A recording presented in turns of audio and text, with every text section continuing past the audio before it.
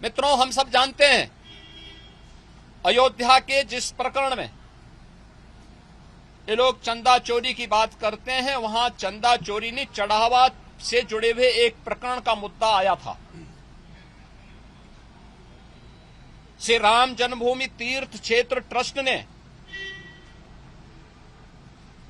इस प्रकरण में 12 जून को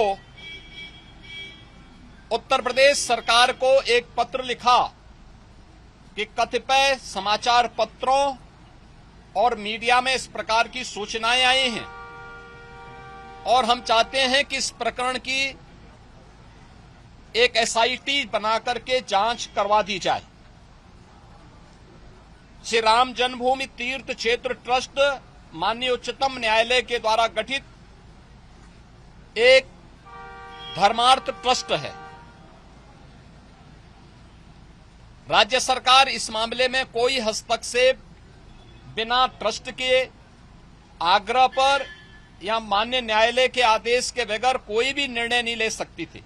ट्रस्ट ने अपील की, अनुरोध किया। राज्य सरकार ने 13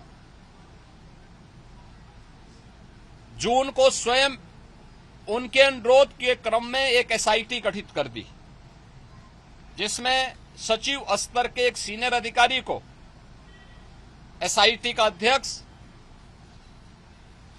आईजी रैंक के एक अधिकारी को उसका सदस्य और वित्तीय मामलों के विशेषज्ञ एक स्पेशल सेक्रेटरी रैंक के अधिकारी को उसका सदस्य बनाकर के इस एसआईटी को काम दिया गया कि वह अपनी रिपोर्ट उपलब्ध करवाएं, जिससे हम ट्रस्ट को इसके लिए आगे की कार्रवाई के लिए कह सकें। 15 जून से कार्य प्रारंभ किया। इस पूरे प्रकरण में एसआईटी ने अपनी कार्रवाई प्रारंभ की और 23 जून को उन्होंने अपनी पहली अंतरिम रिपोर्ट प्रस्तुत की। 23 जून की अपनी रिपोर्ट के बाद जो रिपोर्ट एसआईटी ने उपलब्ध करवाई, उस रिपोर्ट के क्रम में उत्तर प्रदेश सरकार ने ट्रस्ट को उसकी सिफारिशों को उपलब्ध करवाया और ट्रस्ट ने 25 जून को इस पर एफआईआर लॉन्च करवाया। अयोध्या में एफआईआर लॉन्च हुई। एफआईआर लॉन्च होने के बाद उपलब्ध साक्ष्य और प्रमाण के आधार पर कुल 8 लोग पकड़े गए, जिनमें 6 लोग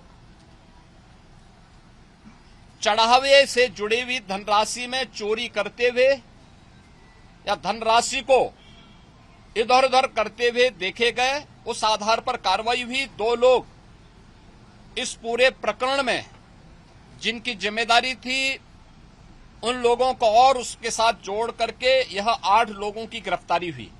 अभी एसआईटी की जांच चल ही रही थी कि माननीय उच्चतम न्यायालय में जो योजित एक पीआईएल थी, उसके तहत उच्चतम न्यायालय ने आगे की कार्रवाई के लिए एसआईटी के पुनर्गठन के साथ ही इस पूरे प्रकरण को अपने देखरेख में आगे बढ़ाया। इस मामले में किसी भी साधु संत का कोई संलिप्तता प्रारंभिक जांच में एसआईटी की प्रारंभिक रिपोर्ट में कहीं भी नहीं पाया गया। 1100 से अधिक कर्मचारी श्री राम जन्मभूमि मंदिर के उस पूरे प्रांगण में इतने कार्मिक कार्य करते हैं और 1100 से अधिक लोगों के बीच में कुल 8 लोग इस मामले में प्रत्यक्ष और अप्रत्यक्ष रूप से जिनकी भूमिका उस मामले में उपलब्ध साक्ष्य और प्रमाण थे, उस आधार पर पाई गई। इसके लिए साधु संतों पर आक्षेप करना, इसके लिए अयोध्या धाम को अपमानित करना, बदनाम करना, श्री राम जन्मभूमि मंदिर को बदनाम करना, उन 1100 कर्मचारियों को जो राम जन्मभूमि मंदिर की व्यवस्था में लाखों श्रद्धालुओं को सुविधाजनक तरीके से दर्शन कराने में अपना योगदान दे रहे हैं, दिन रात सर्दी गर्मी बरसात किसी भी स्थिति में दर्शन कराने में अपना योगदान दे करके उत्तर प्रदेश के परसेप्शन को अच्छा बनाने में योगदान दे रहे हैं और उत्तर प्रदेश में धार्मिक पर्यटन को प्रोत्साहित करने में अपना योगदान दे रहे हैं, उन लोगों को कटघरे में खड़ा करना, ये बड़ी आश्चर्यजनक स्थिति है। और ये आक्षेप कौन लगा रहा है? ये आक्षेप वह समाजवादी पार्टी और वह कांग्रेस लगा रही है, जिन्होंने सदैव राम जन्मभूमि और भगवान श्री राम का अपमान किया है।